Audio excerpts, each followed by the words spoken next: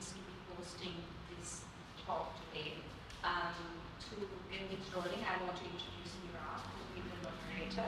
And today, Mirak Raheem is a researcher and activist specializing in human rights and transitional justice. He has worked both in civil society and the state, including as a commissioner at the Office of Missing Persons. Currently, he is the executive director at the Collective for Historical Dialogue and Memory.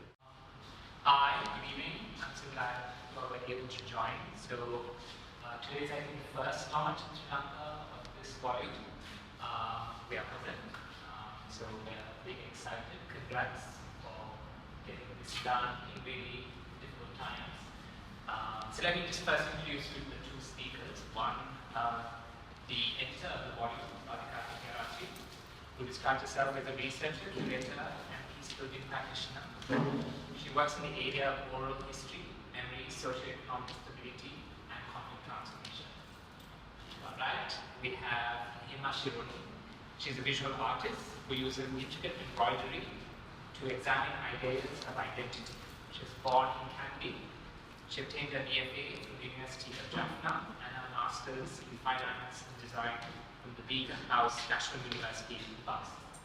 So maybe let me start off with Radhika. In the sense, this book is part of something much larger. And I remember coming to an exhibition in 2012, the Her Stories. I mean, on one level, it's been almost 10 years.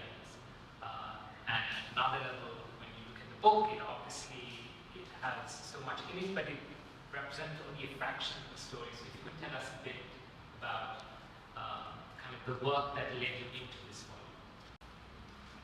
Thanks, Mirak.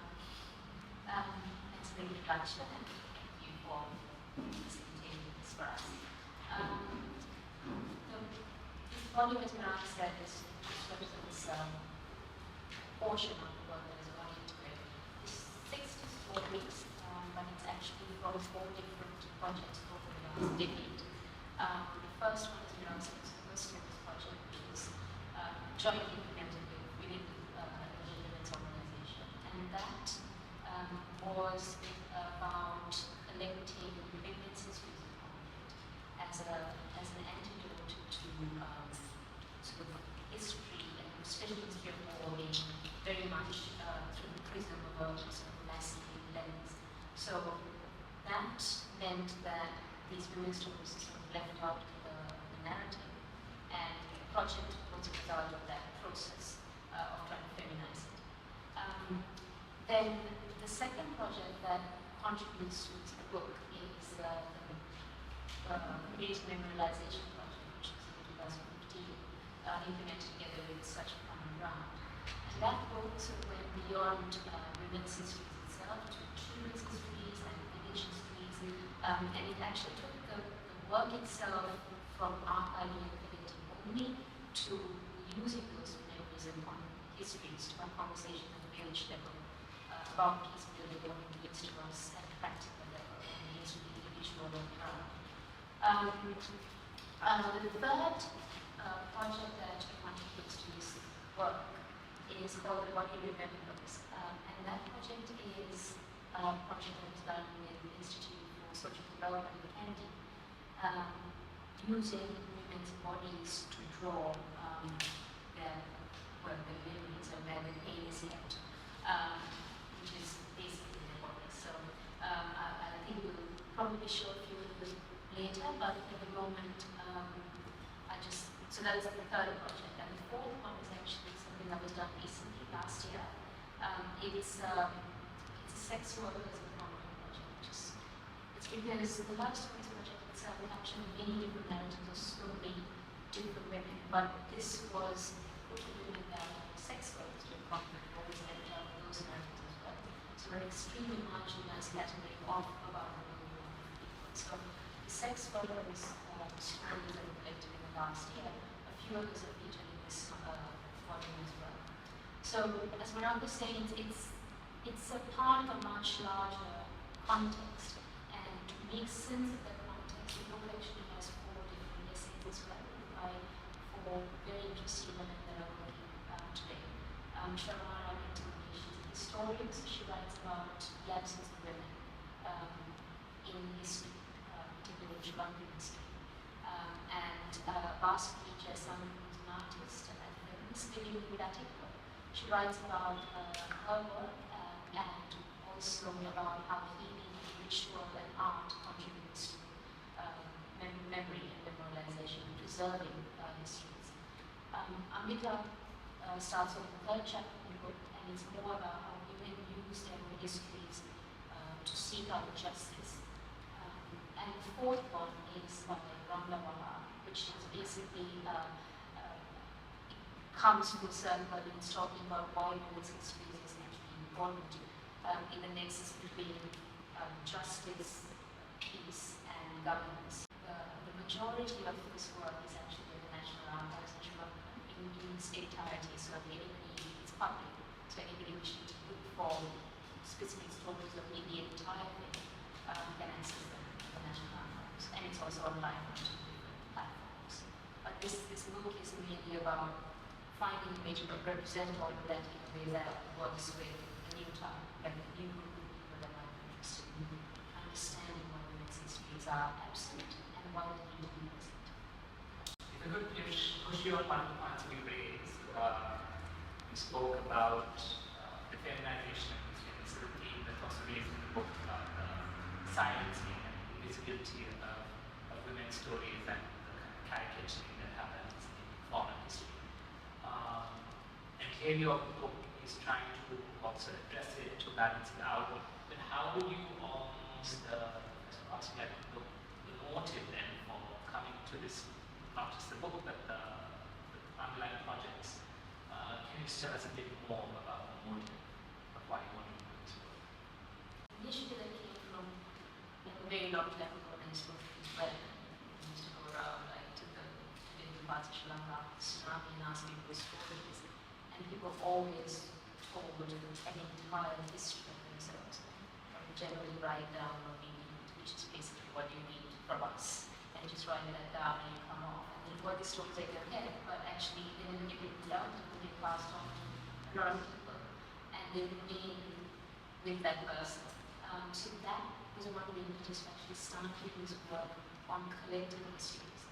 But for women's history in particular, I think it comes from the fact that, I guess, particularly after wars, in the process afterwards of creating this kind of nation-building narrative in the aftermath of the war, because of the war ended, which is sort of brutal way, it ends up being triumphalist against being nationalistic, and in that process, the kind of histories that are prominent or dominant in that being basically biographies of men, and it just ends up being these stories about the architects of a war, architects of victory, that's what it needs to be called.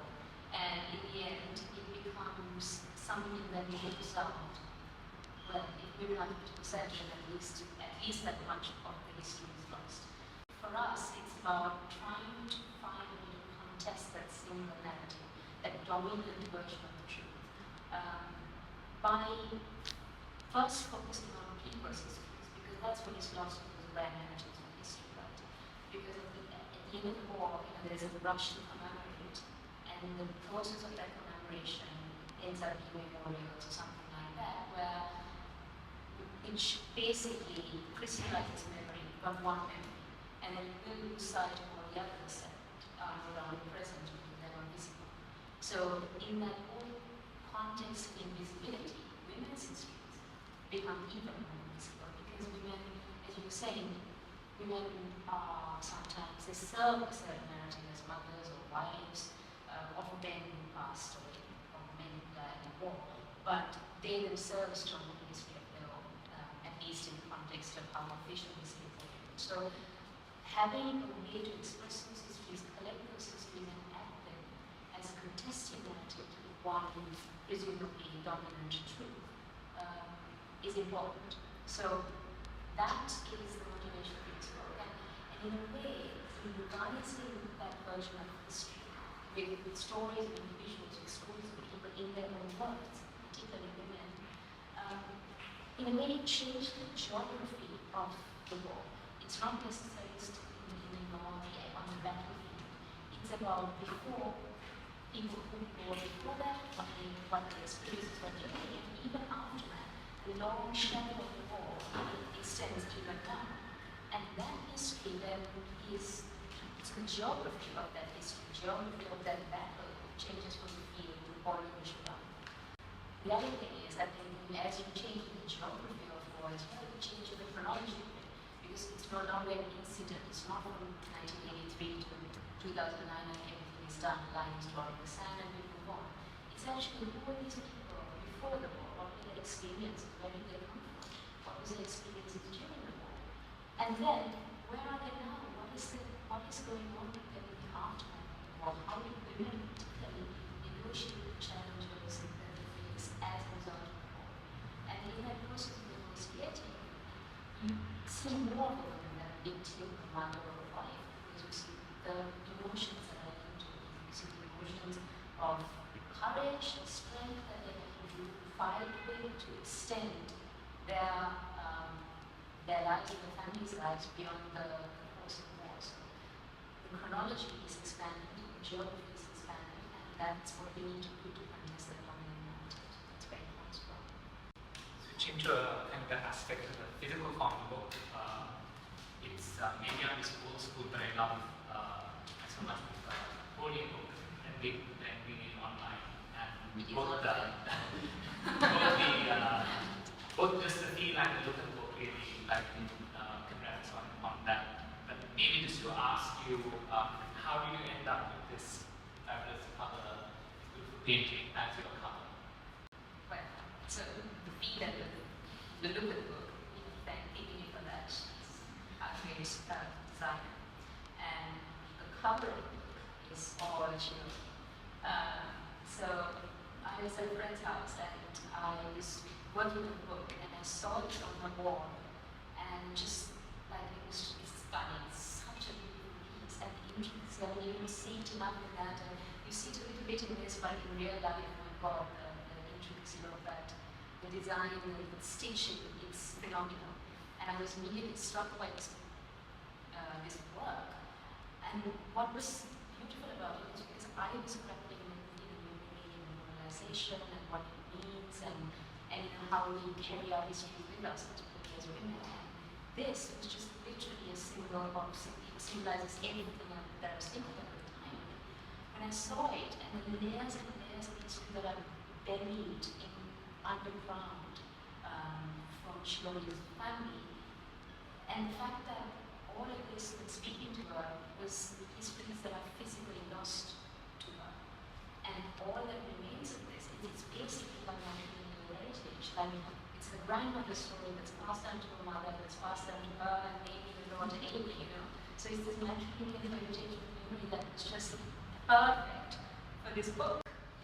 Maybe if you could, during the conversation, tell us a bit about, I know it's terrible class, so what does this mean? Let me just do that and ask you that. So, the introduction is going to be So if I can speak up. Sorry? If I can speak up. So, this is my grandmother's story, and she said, so I'm more into my own practice when I work, practice I do what I experience. So this one is her story. So I'm blessed that I'm the only grandchild who listened to her story. So more than her children, I know about her story. So I travel with her a lot, even from north to south. Everywhere, wherever she goes, she takes me. So she was born in Kandy, and in the early 70s, she was paid to give us to my grandfather. So we 12 kids. So she had 12 kids. So my grandfather passed away some years. So she's the person who never been alone. Even she cannot buy 1 kg rice. So that's how. I'm not appreciating it, but that's how my grandfather and her father treated her. So So later she started to work at home. So she stitched her clothes and her kids' clothes. So that's how it started. And she cannot bear that almost it's cold, right? So she cannot keep her kids with the children. So my mother can be my father. She got married. So even other kids also, other children, they also got married. Some are disabilities still we are searching for them. My uncle, my mother's, she's doing. So still we are searching for them. So they can be malaria, Hankel, and Chintamati, Ramapura, Molenabal. Everywhere I have relatives because everyone is lost of people. Even they got married with another, I cannot say, I'm not person to say like lazy somewhere. They also got married to Singhal speaking people. So there are so many boundaries within our family. So they just got married and they settled in their place. So my grandmother was alone and is Indian. So she just buried the stuff which she cannot carry with her. So when she displaced one place to another. So she just buried it down. So this would be the 90s? I guess I was born in 91. So she just buried her stuff using her dowry that she carried from family to Hettiarachchi. And my mother's birth certificate and grandmother's death certificate and photograph album, whatever belongs stuff, she just buried. So she thought she will come back soon within 1 day or within 2 weeks or something, but it's almost 25 years. So I'm so wondering how my father and mother stayed with her. She was 70, I was 12. Then I went to Hettiarachchi with my first time. It was peaceful, I guess. So I was with her and yet it's not easy to enter. So we were past this checkpoints. So I just had some stuff from my elder was there. My aunt was taking hospital. So I cannot take them because I have to pay for tax. Tax. This is the LTD? Yes. So I in there because I don't have any idea about it. Because I was born in Candy and brought up in my place, so I was living with the multicultural background. So when I moved there, it's all totally different. So it's a new experience for me. So we both went to the place, but she cannot enter the land because the fence are being covered with barbed wires. So there is nothing. Even there is our home also got destroyed. So she said these things are here. This is how they live. This is what happens in space. But only I can listen to her, but I can't imagine. But so that's how it's. So I came back with her and later on in 2010, my father suddenly took a decision, okay, let's move to village. So me and for my brother is totally shocked because he was studying in Candy, so I was in Jaffna. Even I don't know they moved to village. So after 2 months or something, I moved to So that's how it's happened. So my father said, no, let's go to the place. And then we settled there and we started like new life.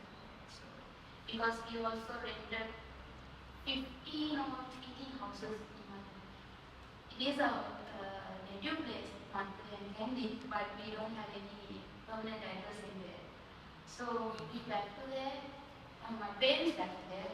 I just went with them. Even we built a house, I was there for 2 weeks. So I got married and I saved land. Yeah, of course. So yes. So I got married and I went to Canada now. So that's how I'm searching for my destination. So once we went there, my grandmother started to dig. So even my aunt. So I was so curious what she's searching for. So I'm the one who came to listen to the story. So I was also in there and searching, but we didn't find anything. So everything got vanished, even jewels. Yeah, we don't know what happened to them. So didn't take her, she's 98 years old, but she lost her kids, 6 of her kids, children into the war. That means my uncle is disappeared. Still my mother and his wife and my grandmother. They are still dating.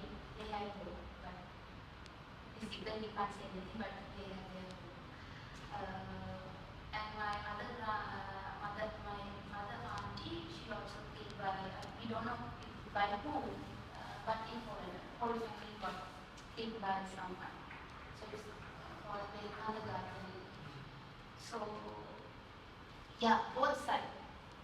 Even I can't say from the APT or the government, we like more pressure for both sides, but we are like scattered each places, and that's how I made this book.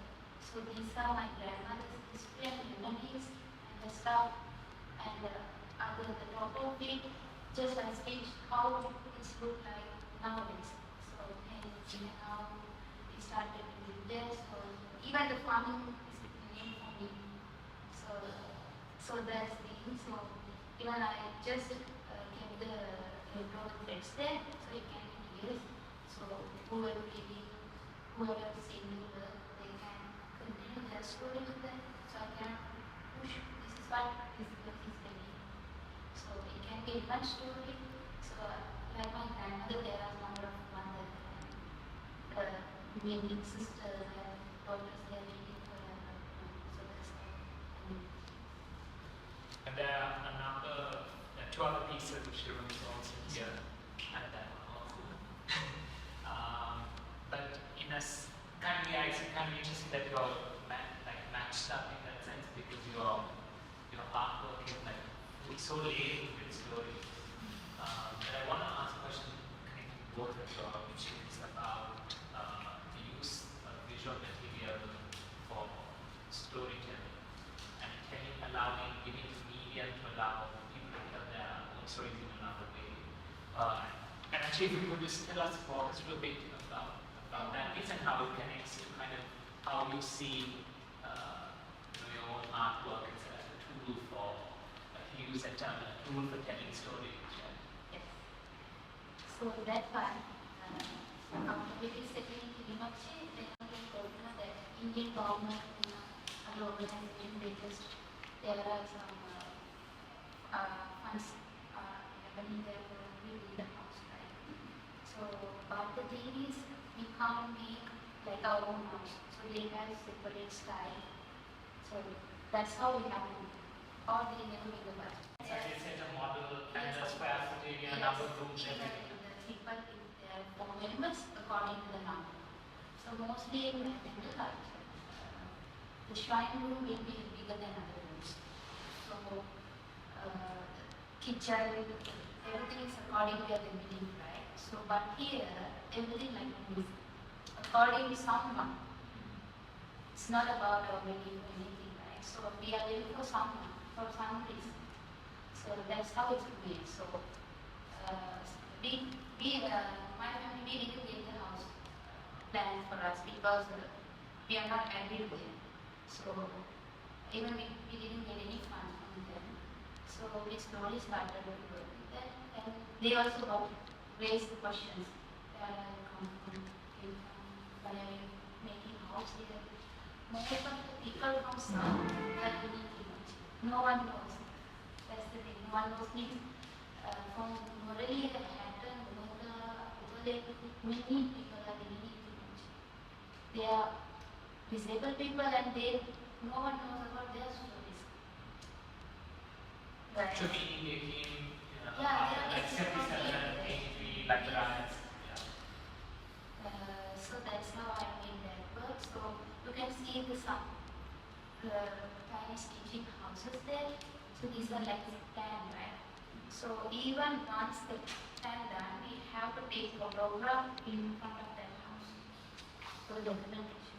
Someone made our house, so we have to post that. Okay, we are happily in this. Okay, it's like it's a private, right? But that's how.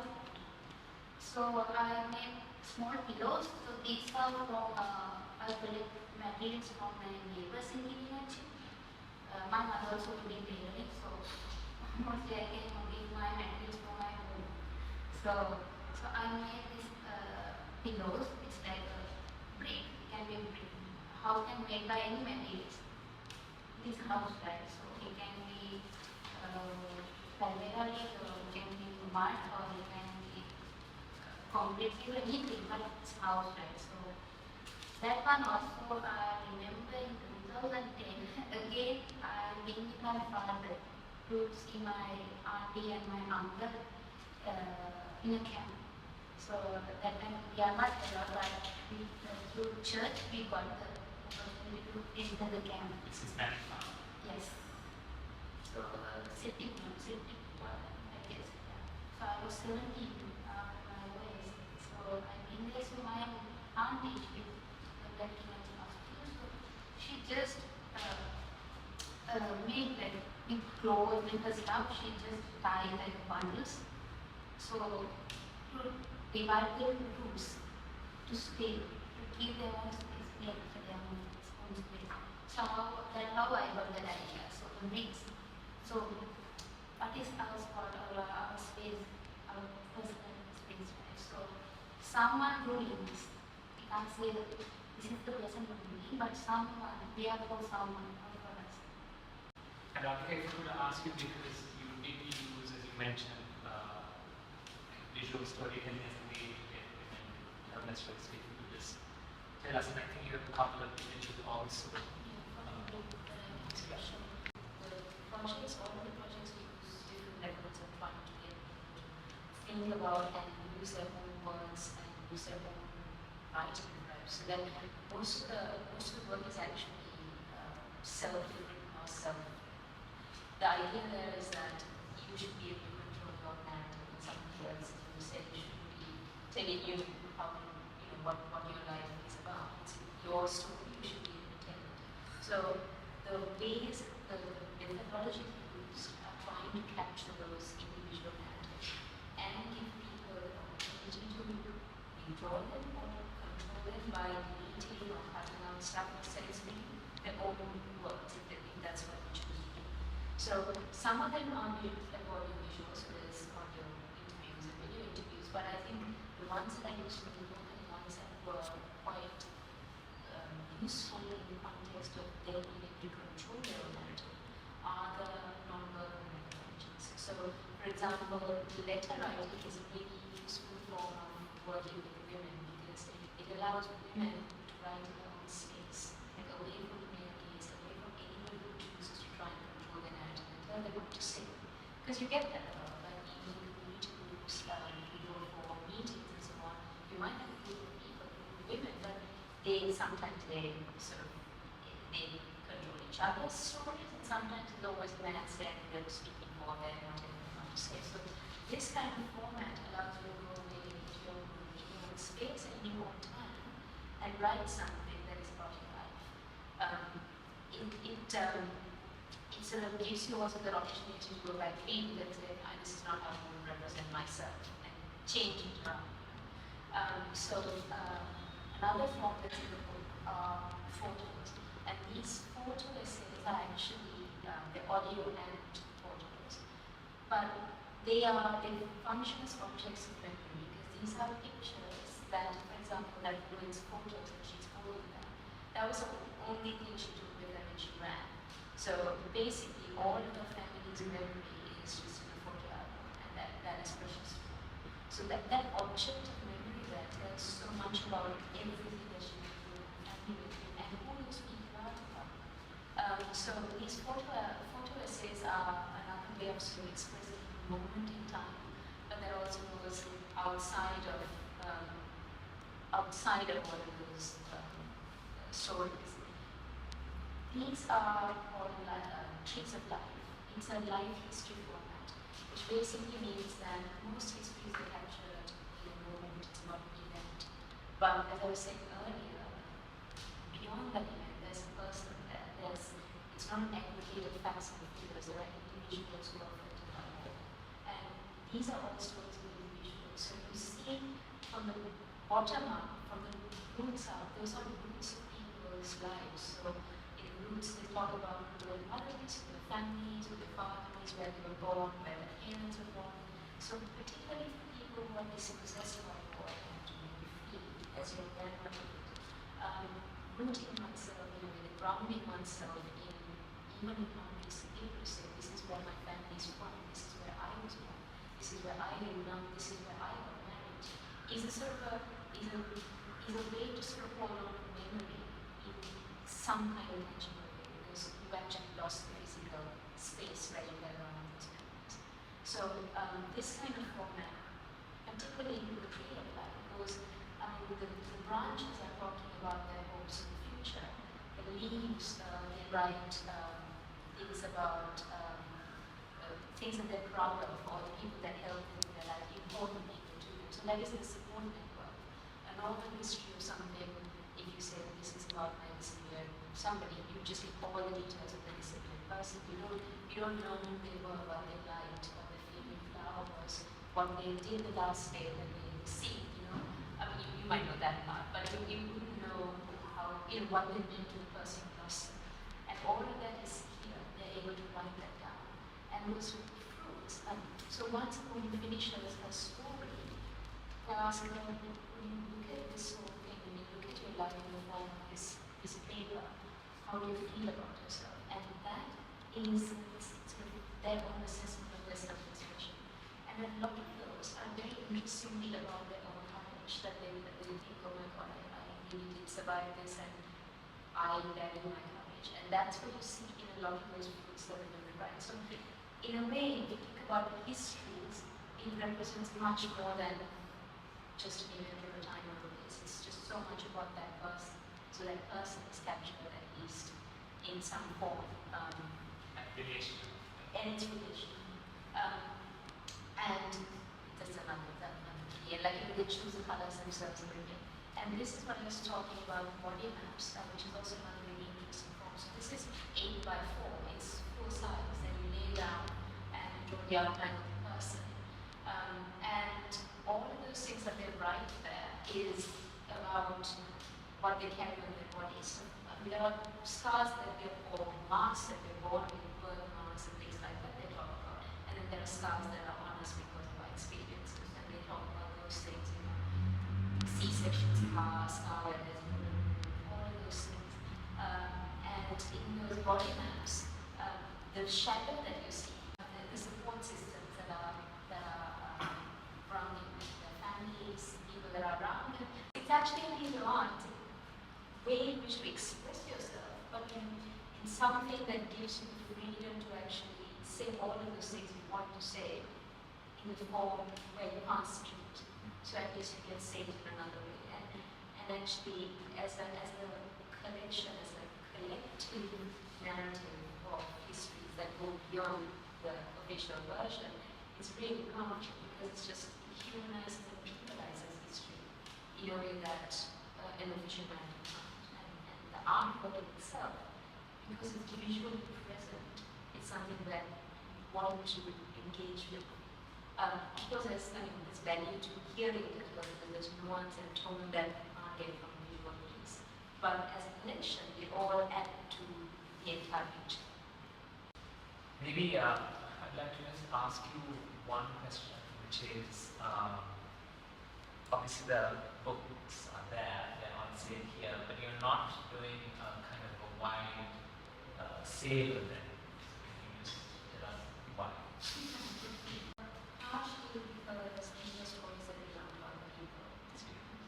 Partially, these are stories that belong to other people. So, I mean, it's probably cliche to talk about customization of stories, but in a way, these are shared protected purpose and loved ones for the purpose of people are living and knowing these stories.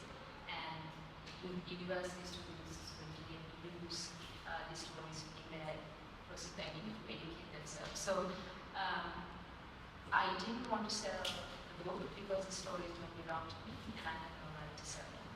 But also I think, in a way, the only thing, we're putting them out here and 100% of the donations that are given to the book are going to Women's Development Foundation and paper because they were working through communities. personally know them because they were part of the project as well. So all the money raised, if at all, from the book, we go to them. But it's free to download and it's free to educational institutions. But in terms of selling stories, that's kind of why I didn't want to do it, because they don't belong to them to sell. On that note, if nobody else has any other questions, no? So then I'd like to say thank you very much. Thank you to the gallery for hosting this event. And I hope